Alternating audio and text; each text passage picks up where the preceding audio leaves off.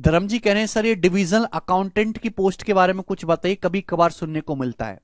देखिए divisional account ज्यादातर SSC की पोस्ट में आप जो क्रेज देखेंगे इनकम टैक्स का, एमईए का, एक्साइज इंस्पेक्टर का। जबकि डिविजनल अकाउंटेंट एक 4200 ग्रेड पे की जॉब है, 4600 ग्रेड पे की जॉब नहीं है।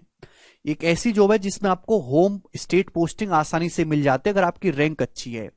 एक डेस्क जॉब है, आपको बाहर मतलब फील्ड में काम नहीं करना है, टेबल पे अपने डेस्क पे बैठ के काम करना है। और आप स्टेट में जो छोटे सिटी होते हैं, सिटी एक्स वाई, जैसे जयपुर भी हो गया, जोधपुर हो गया, भाई हमारा शहर में जैसे बुलंदशहर हो गया, इनमें भी आपकी पोस्टिंग होती रहती है। और अच्छी एक रिलैक्सिंग जॉब है डिविजनल अकाउंटेंट की, मतलब इसमें कोई एक्स्ट्रा वर्कलोड नहीं है, 2 दिन की आराम से आपको छुट्टी मिलती है। और मतलब डिविजनल अकाउंटेंट आप जिस ऑफिस में रहोगे ना, उस ऑफिस में आप बॉस रहोगे, आपके ऊपर कोई नहीं होगा।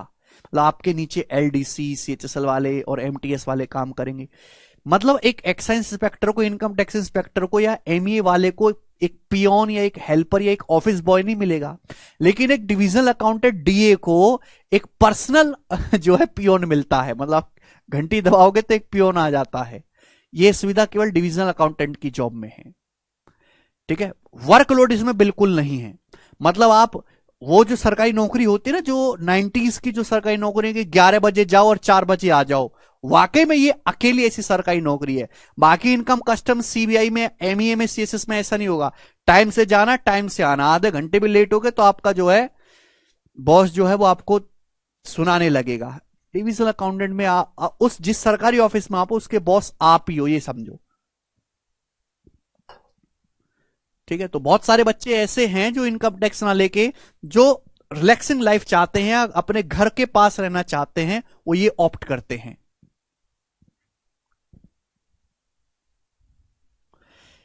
ये बातें कुछ ऐसी होती हैं जो डिपार्टमेंट में जाके पता चलती हैं। मैं तो बच्चों से इंटरेक्ट करता रहता हूं ना, तो मुझे पता होती है पहले से। सीबीआई, हमें तो सीबीआई बनना है, कुमार कह रहे हैं सीबीआई। सीबीआई इंस्पेक्टर की जो है जॉब बड़ी खतरनाक है, एडवेंचरस से भरी हुई है भैया। 12 महीने में 13 महीने की तनख्वाह मिलती है सीबीआई वालों को। रात को 11 बजे आएगा फोन, माल्या जी भाग गए एयरपोर्ट से, पकड़ो उन्हें। कैसे भाग रहे हैं, क्या घोटाला हो गया तो तुमको जाना पड़ेगा। सीबीआई में आपकी तो लाइफ बहुत अच्छी होती है, लेकिन कहीं ना कहीं आप अपनी फैमिली की लाइफ को थोड़ा डिस्टर्ब कर देते हो। कब आना, कब जाना। ठीक है, सीबीआई में आप जा रहे हो तो आप लाइफ पार्टनर भी ऐसा ही चूज करो जिसको आपसे कोई ज्यादा फर्क ना पड़ता हो। सही बात है, सच्चाई में बता रहा हूं, है भाई। तो ही आप पर्सनल लाइफ में ज्यादा फोकस कर पाओगे ना, अपनी प्रोफेशनल लाइफ पे। अपनी फैमिली को खूब टाइम देना है, अभी वाइफ के अच्छे अच्छे सपने सजा रखे हैं, तो एक ऐसी जॉब लो जिसपे ज्यादा हेडेक ना हो। ठीक है ना, कोई भी कभी भी आपको बुला ना ले। मजाक थोड़ा ना कर रहा हूं, सीरियस कह रहा हूं भाई।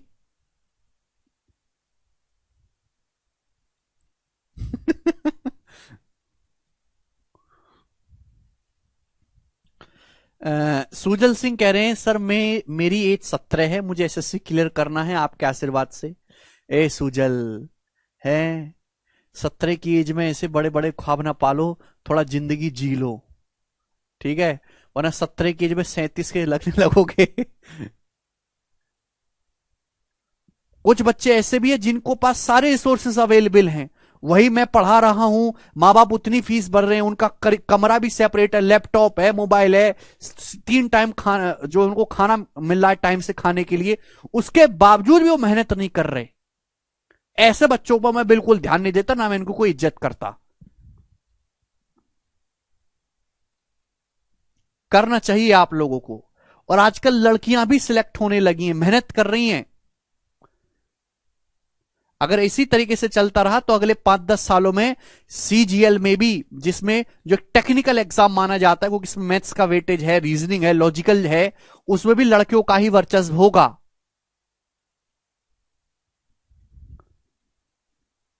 एक दो ही तो एग्जाम बचे जिनमें लड़कों की थोड़ी बहुत इज्जत है, वो भी सब निकल जाएंगे। मतलब फिर आपकी कोई नहीं पूछने वाला। चंदन कह रहे हैं खुशी चाहिए तो फ्री में पढ़ाओ भाई। बिल्कुल चंदन, लगभग फ्री ही है। आपको भी अगर देश की सेवा करनी है तो आप फ्री में क्यों नहीं जॉब कर रहे, मुझे बताइएगा। आप क्यों सरकार से ये डीए, ये अलाउंस वगैरह मांग रहे हैं? आप क्यों नहीं कहते सरकार से सारे वो मिलके, क्यों आप आपके जो ऑफिसर लोग हैं वो करते हैं कि हमारा सैलरी 3% नहीं, हमारी सैलरी 10% से बढ़ाओ? क्यों आप चाहते कि अगला पे कमीशन जल्दी आए? सरकार के पास बहुत ज्यादा पैसा तो है नहीं, गरीब है।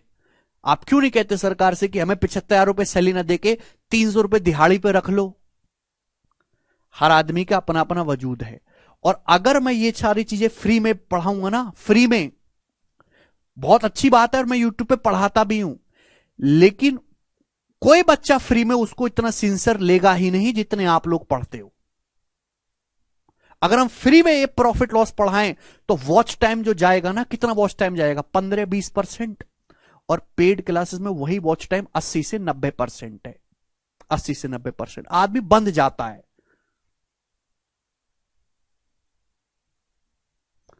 आप क्यों कह रहे हो कि अगला पे कमीशन जल्दी लगाओ, हमें तनख्वाह बढ़ाओ सर? क्यों कह रहे हो आप? सरकार तो गरीब है भाई, टैक्स देने वाले कम लोग हैं। फ्री की कोई बहुत ज्यादा सीरियस लेता ही नहीं। फ्री को एजुकेशन बिल्कुल फ्री हो जाए ये असंभव है, पॉसिबल नहीं है। लेकिन एजुकेशन इतनी सस्ती और इतनी बेहतर होनी चाहिए कि हर किसी की नब्ज में हो। अगर आपको 1500 रुपए का बैच महंगा लगता है, ये बताइएगा, तो फिर आपको 70,000 रुपए सैलरी कम क्यों लगती है?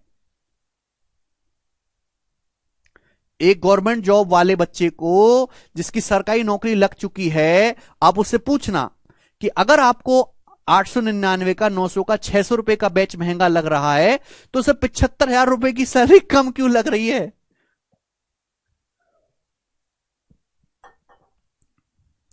अपने पे बात आ गई ना।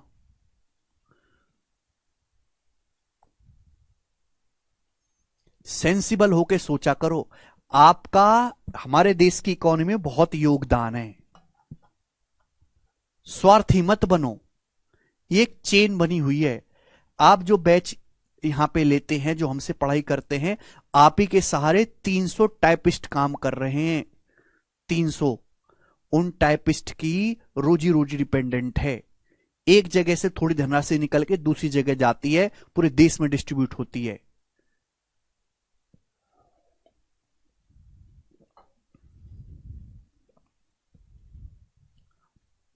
शायद आप लोगों ने वो जमाना नहीं देखा जब आप 15 इतनी फीस में एडवांस का एक चैप्टर तक नहीं पढ़ पाते थे।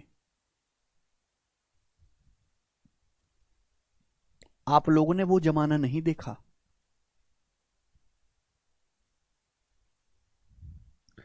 जी, विक्रांत कह रहे हैं sir I am in fire service, 34 salary, I think it is less. Less क्यों है भाई? लेस क्यों है? गलत कहां है? आज दिल्ली के नॉर्मल से नॉर्मल प्राइवेट स्कूल की फीस भी 10,000 पहुंच चुकी है। और उसमें पढ़ाई जो है 10,000 की क्या पढ़ाई, उसमें 400 रुपए की नहीं है। हमारे छोटे शहरों के जो आदर्श सरस्वती विद्या मंदिर हैं, या वहां जो कि हिंदी मीडियम के स्कूल है, उनकी फीस आज भी 300-400 रुपए है। उनमें ज्यादा बेहतर पढ़ाई है दिल्ली के इन प्राइवेट स्कूलों से। इनमें तो खेल ज्यादा हो रहे हैं, है ना, डांस ढुकुचला ज्यादा हो रहा है इनमें। वो गलत है, ऐसा नहीं कर सकते। ये बात एकदम गलत है कि भाई प्राइवेट स्कूल वाले 10-10, 15-20 हजार रुपए की फीस कर रहे हैं अपनी मिनिमम, और वो अपने टीचर को तनख्वाह ही कुल 15,000 दे रहे हैं, जबकि हर बच्चे से फीस ही 15,000 रुपए ले रहे हैं। संडे की अलग ड्रेस, मंडे की अलग ड्रेस। उसके बाद तो ये भी कह देते हैं कि ड्रेस, किताब, कॉपी, पेंसिल, रबड़, कटर सब स्कूल से ले लो। एजुकेशन के लिए, पढ़ने के लिए बाहर से ट्यूशन लगा लो। बच्चे से 15,000 की फीस ले रहे हैं और अपने पढ़ाने वाले टीचर को 12,000 सैलरी दे रहे हैं।